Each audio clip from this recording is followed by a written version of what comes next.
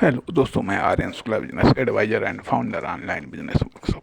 मित्रों, हम बात करना चाहेंगे आज करेक्टर और नॉलेज।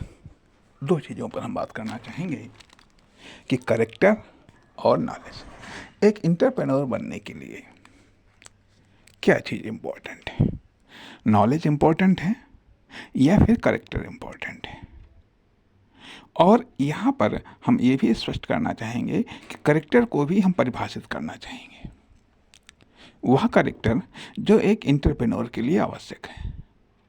सबसे पहले तो हम इसी चीज़ पर चर्चा करना चाहेंगे कि एक इंटरप्रेन्योर बनने के लिए, एक उद्यमी बनने के लिए कैरेक्टर चाहिए या फिर नॉलेज चाहिए, या फिर नॉलेज चाहिए, या यदि नॉलेज इंटरप्रेन्योर बनाता है, तो इतने सारे स्कूल कॉलेजेस हैं जो कि नॉलेज को दे रहे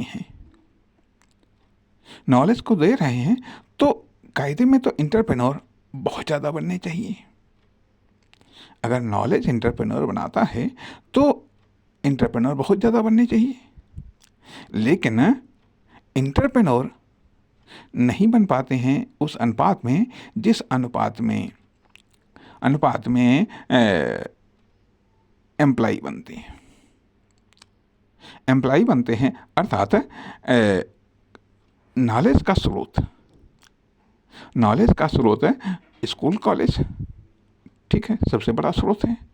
और इस सबसे बड़े स्रोत से यदि इंटरप्रेन्योर और एम्प्लॉय की तुलना की जाए, अर्थात इस स्रोत से निकल करके या बनने वाले कितने एम्प्लॉय बनते हैं, कितने इंटरप्रेन्योर बनते हैं, तो पाते हैं कि बहुत बड़ा अंतर है। अर्थात ये कह लीजिएगा कि इंटरप्रेन्योर बनते हैं गिनती के और एम्प्लॉय बनते हैं अनगिनत। अर्थात इस नॉलेज के आधार पर इंटरप्रेन्योर और एम्प्लॉय के बीच में कोई अनुपात ही नहीं है, ठीक है। तथा दूसरी चीज़ आती है कि अब जो करेक्टर है, तो अब करेक्टर कहाँ पर मिलता है या करेक्टर को कौन देता है? अब चूंकि नॉलेज का तो व्यावसायीकरण हो गया है, लेकिन करेक्टर का अभी व्यावसायीकरण नहीं हुआ है। तो करेक्टर का मुख्य स्रोत है क्या? तो करेक्टर का तो मुख्य स्रोत ही अभी नहीं कुछ पता चला है। अर्थात कुछ करेक्टर तो आनुवंशिक रूप से ही बनता है, कुछ माता पिता की संगत या प्रभाव से बनता है, कुछ दोस्तों की संगत से बनता है, कुछ परिवेश की संगत से बनता है। अर्थात ये बात कही जा सकती है कि जो करेक्टर बनता है, कुछ तो जन्मजात करेक्टर होता है, कुछ संगति से बनता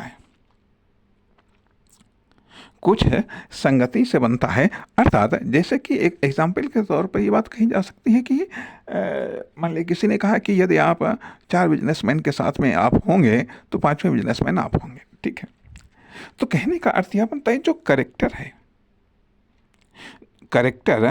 करेक्टर संगति से बनता है, ठीक है। करेक्टर संगति से बनता है। अर्थात यदि आप मान लिया वीर पुरुषों के साथ में रहेंगे तो आप भी वीर बन जाएंगे, यदि कायरों के साथ में आप रहेंगे तो कायर आप भी बन जाएंगे। अब किसी ने एक एग्जाम्पल दिया कि क्या नाम, एक बार एक शेर का बच्चा शेरों के झुंड से बिछड़ करके बकरियों के झुंड में आ गया, तो धीरे धीरे उसका स्वभाव भी कुछ उसी तरीके का हो गया, लेकिन संगत बदलने पर पुनः वो अपने स्वरूप में आ गया। तो कहने का अर्थ यह बनता है कि यहाँ पर ये बात आ जाती है कि नॉलेज के थ्रू जो इंटरप्रेन्योर बनते हैं उनका अनुपात बहुत ही कम है, ठीक है। नॉलेज के थ्रू जो एम्प्लॉय बनते हैं उनका अनुपात बहुत ज़्यादा है, ठीक है। अब इससे तो ये बात स्पष्ट होती है कि करेक्टर इंटरप्रेन्योर बनाता है, अर्थात एक इंटरप्रेन्योर करेक्टर के दम पर बनता है। अर्थात एक इंटरप्रेन्योर के लिए करेक्टर इम्पोर्टेंट है, चरित्र इम्पोर्टेंट है, न कि नॉलेज। न कि नॉलेज अर्थात नॉलेज औपचारिक रूप से बहुत सारे स्कूल कॉलेजेस ये नॉलेज को दे रहे हैं, ठीक है, आवश्यकता अनुसार ये नॉलेज को डेवलप कर रहे हैं, विकसित कर रहे हैं, लेकिन एक करेक्टर का विकास कैसे हो सकता है, एक करेक्टर को कैसे विकसित किया जा सकता है, या एक करेक्टर क्या चीज़ है, चरित्र क्या चीज़ है, चरित्र किसको कहते हैं। अब थोड़ा सा और यहाँ पर हम स्पष्ट कर दें कि एक इंटरप्रेन्योर अर्थात उद्यमी नॉलेज के दम पर क्यों नहीं बन पाता है। अर्थात उद्यमी को साहसी कहा जाता है, उद्यमी को साहसी कहा जाता है, अर्थात साहस के दम पर जो वह एक्शन लेता है कदाचित उसे उद्यमिता कहा जाता है, ठीक है। हो सकता है कि ये उद्यमिता की सटीक परिभाषा न हो, लेकिन फिर भी यहाँ पर ये कह लीजिए कि अपने मतलब के कारण उद्यमिता की इस परिभाषा को हम इस्तेमाल कर सकते हैं। अर्थात ये साहस अर्थात उद्यमी, साहसी, इंटरप्रेन्योर कदाचित ये समकक्ष शब्द लगते हैं। तो साहस एक करेक्टर का विषय है, साहस एक करेक्टर का विषय है, अर्थात ये कहा जा सकता है कि जब उत्पादन के लिए, चाहे वह आर्थिक उत्पादन हो, चाहे वह पैसे के उत्पादन को लेकर के हो, चाहे वह किसी वस्तु या सेवा के उत्पादन को लेकर के हो, चाहे वह निर्माण को लेकर के हो, चाहे वह विकास को लेकर के हो। अब उत्पादन को लेकर के जब कोई व्यक्ति आर्थिक रूप में या एक्शन के रूप में साहस दिखाता है तो वह साहसी है, उद्यमी है, वह इंटरप्रेन्योर है।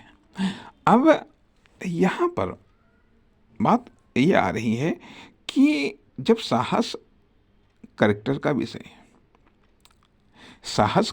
विषय है, क्या साहस में संपूर्ण करेक्टर समाया हुआ है? क्या साहस में संपूर्ण करेक्टर समाया हुआ, अर्थात एक इंटरप्रेन्योर का जो या इंटरप्रेन्योर के करेक्टर की जो प्रमुख विशेषता होती है, इंटरप्रेन्योर के करेक्टर की एक प्रमुख विशेषता होती है साहस, ठीक है। दूसरी विशेषता होती है कि मैनेजमेंट ऑफ नॉलेज, अर्थात जो नॉलेज है उसका मैनेजमेंट करना, उसको कंट्रोल करना या उसको नियंत्रित करना या फिर उसका उपयोग करना। अब जो नॉलेज के धारक हैं उनका उपयोग करना या उनकी क्षमताओं का उपयोग करना या उनकी विशेषताओं का उपयोग करना उत्पादन के संदर्भ में इस प्रकार से ये बात कही जा सकती है कि एक इंटरप्रेन्योर का संबंध मैनेजमेंट ऑफ नॉलेज से है, न कि नॉलेज से। मैनेजमेंट ऑफ नॉलेज से है, न कि नॉलेज से। बाकी उसका संबंध करेक्टर से है। अब करेक्टर से अब सवाल ये भी उठता है कि जब करेक्टर की, एक इंटरप्रेन्योर के करेक्टर की महत्वपूर्ण विशेषता साहस है, महत्वपूर्ण विशेषता साहस है, तो अब साहस क्या होता है? साहस क्या होता है ये भी सुनने में आया है। साहस होता है, दुस्साहस होता है, या फिर साहस का इस्तेमाल या फिर साहस का प्रदर्शन। साहस का इस्तेमाल या फिर साहस का प्रदर्शन। एक एंटरप्रेन्योर कहाँ पर साहस का प्रदर्शन करता है? एक एंटरप्रेन्योर कहाँ पर साहस का प्रदर्शन करता है? क्या साहस का प्रदर्शन करते करते ही वह एंटरप्रेन्योर बन जाता है? निश्चित तौर पर यह बात कही जा सकती है कि एक एंटरप्रेन्योर के लिए साहस उसकी प्रमुखतम विशेषता है। एक एंटरप्रेन्योर के लिए साहस उसकी एक प्रमुखतम विशेषता है। इसलिए इसलिए ज़रूरत इस बात की है कि हम साहस के व्यापक पक्ष पर प्रकाश डालें। साहस के व्यापक पक्ष पर प्रकाश डालें, जिस पर हम अगले भाग में चर्चा करना चाहेंगे। यहाँ पर हम अंत में इस बात को स्पष्ट करना चाहेंगे कि एक एंटरप्रेन्योर के लिए नॉलेज की अपेक्षा करेक्टर इम्पोर्टेंट है, और करेक्टर में भी इम्पोर्टेंट है साहस। जिस पर हम चर्चा करना चाहेंगे अगले भाग में। नमस्कार, धन्यवाद।